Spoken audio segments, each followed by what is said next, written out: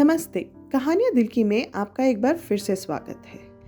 कई बार कुछ जगहें ऐसी होती हैं जो अनगिनत किस्से कहानियों की गवाह बन जाती हैं। हमारी आज की कहानी एक ऐसी ही जगह के बारे में है, बरगद के पेड़ के नीचे। तो चलिए शुरू करते हैं। कनकपुर के छोटे से शहर के व्यस्त बाजारों और शांत घाटों के बीच एक पुराना बरगद का पेड़ खड़ा था। ये पेड़ स्थानीय लोगों के मिलने की जगह, थके हुए यात्रियों के आराम का ठिकाना और अनगिनत प्रेम कहानियों का अनजाना सा गवाह था। इन कहानियों में से काव्या और अमन की कहानी ऐसी थी जिसे शहर वाले सालों तक याद करते रहे। काव्या स्थानीय स्कूल के प्रधानाचार्य की चुलबुली सी बेटी थी। अपनी तेज बुद्धि और खुश मिजाजी के लिए पूरे शहर में मशहूर वो पूरे पड़ोस की प्रिय थी। दूसरी ओर अमन एक दुकानदार का शांत स्वभाव का बेटा था, जिसे बातों से ज़्यादा किताबें पसंद थी और जो अपनी शामें नदी के किनारे स्केच बनाने में बिताता था। उनकी दुनिया एक गर्मी की दोपहर को टकराई। काव्या लाइब्रेरी से लौट रही थी, उसके हाथों में किताबें भरी हुई थी। अचानक एक कुत्ते ने उसे डरा दिया, जिससे वह लड़खड़ा कर गिर गई। जैसे ही किताबें धूल भरी सड़क पर गिरी, पास ही स्केच बना रहे अमन ने मदद के लिए दौड़ लगाई। सावधान, उसने कहा उसे एक किताब पकड़ाते हुए।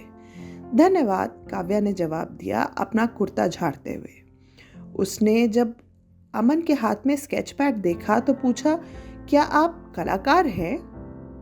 अमन झिझका। बस शौक है, उसने कहा। उसकी आवाज़ मुश्किल से सुनाई दे रही थी। क्या मैं देख सकती हूँ? उसने पूछा, अपनी जिज्ञासा को व्यक्त करते हुए। अनिच्छा से अमन ने उसे स्केच पैड पकड़ा दिया। ये शहर के स्थलों की बारीक ड्राइंग से भरा हुआ था, जिसमें बरगद का पेड़ भी शामिल था। काव्या ये देखकर काफ़ी प्रभावित हुई। ये बहुत सुंदर हैं, आपको इन्हें प्रदर्शित करना चाहिए। अमन ने कंधे उचका दिए। मुझे नहीं लगता किसी को दिलचस्पी होगी। मुझे है, काव्या ने मुस्कुराते हुए कहा। आपको अपनी प्रतिभा पर विश्वास करना चाहिए। बरगद के पेड़ के नीचे हुई वो छोटी सी मुलाकात एक अनोखी दोस्ती की शुरुआत बन गई थी। काव्या की चुलबुली प्रकृति अमन के शांत स्वभाव के साथ मेल खाती थी। वे अक्सर घाटों पर जाते, जहां वे गंगा के ऊपर सूरज डूबते हुए देखते, या व्यस्त बाजारों में जाते, जहां अस्त व्यस्त दृश्यों का स्केच बनाने की काव्या उसे चुनौती देती। बदले में अमन ने उसे कला की दुनिया से परिचित कराया, उसे रोजमर्रा की चीजों में सुंदरता देखना सिखाया। लेकिन उनकी बढ़ती नजदीकियों को नजरअंदाज नहीं कर पा रहे थे शहर के लोग। कनकपुर जैसे छोटे शहर में अफवाहें आग की तरह फैलती थी। एक शाम काव्या के पिता ने उसको रोक लिया। ये लड़का कौन है जिसके साथ तुम इतना समय बिता रही हो? अमन, काव्या ने कहा। वो एक दोस्त है। एक दुकानदार का बेटा, उसके पिता ने कहा। उनकी आवाज में अस्वीकृति भरी हुई थी। तुम प्रधानाचार्य की बेटी हो काव्या, तुम्हें ऐसे किसी के साथ देखा नहीं जाना चाहिए। काव्या की आंखों में गुस्सा चमक उठा।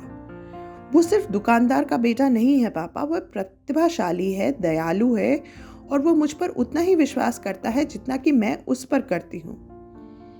उसके पिता की कठोर अभिव्यक्ति नरम पड़ी, लेकिन उनके शब्द सख्त थे। तुम और बड़ी होगी तो समझोगी काव्या, कुछ दोस्तियां वैसे ही छोड़ देना बेहतर होता है। अपने पिता को गलत साबित करने के लिए दृढ़ संकल्प करते हुए काव्या ने अमन को स्थानीय कला प्रदर्शनी में भाग लेने के लिए प्रेरित किया। अब समय आ गया है कि लोग तुम्हारे काम को देखें, उसने कहा। अमन हिचकिचाया, लेकिन अंततः उसके अटूट विश्वास से सहमत हो गया। प्रदर्शनी के दिन वो महत्वपूर्ण मोड़ आया जिसका उन दोनों को इंतजार था। अमन के स्केच एक साधारण स्टॉल में प्रदर्शित किए गए, लेकिन शहर वालों को ये बहुत पसंद आ रहे थे। उसकी एक ड्राइंग, जिसमें बच्चे खेलते हुए बरगद के पेड़ के नीचे बने हुए थे, एक स्थानीय की पत्रकार की नज़र में आ गए। ये कहानी शहरी अखबार में छपी और अचानक अमन की कला पूरे कनकपुर के चर्चा का विषय बन गई।